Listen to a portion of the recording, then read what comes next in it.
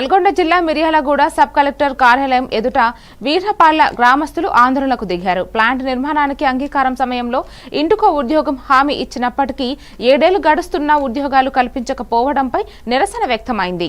వాడపల్లి పోలీసులు గ్రామస్తులను తాళ్ల వీరప్పగూడెంలో అడ్డుకుని వారు అక్కడే బైఠాయించి నిరసన తెలిపారు. అర్హులైన స్థానికులకు ఉద్యోగాలు ఇచ్చిన తర్వాత నోటిఫికేషన్లు జారీ చేయాలని వారు డిమాండ్ చేశారు.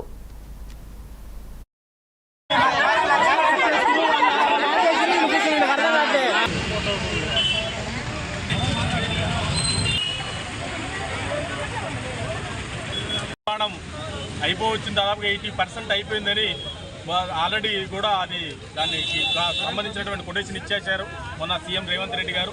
కాబట్టి మిగతా ఇది కూడా తొందరలోనే ఈ నెలలో వచ్చే నెలలోనే అయిపోతుందని అంటున్నారు. కాబట్టి గ్రామ ప్రజలు ప్లస్ యువకులు నిరుత్సాహకులు అనేటువంటి అందరూ కూడా వేయి కళ్ళతో వేచి చూస్తున్నాము మేమందరం కూడా ఎప్పుడా అని.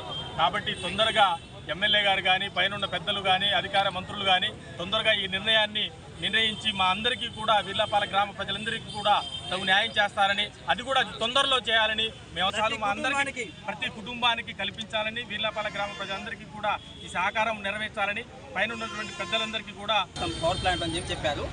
ఆ మాట ఉద్దేశించి మేమందరం పవర్ ప్లాంట్ స్వాగతించడం జరిగింది. అందరం సంతకాలు చేశాము, స్వచ్ఛందంగా సంతకాలు చేశాము. ప్లాంట్ జరగాలి, మా బతుకులు మారుతాయి, మాకు భవిష్యత్తు దొరుకుతుంది, ఉద్యోగ అవకాశాలు వస్తాయని చెప్పి సంతకాలు పెట్టాము ఆ రోజు.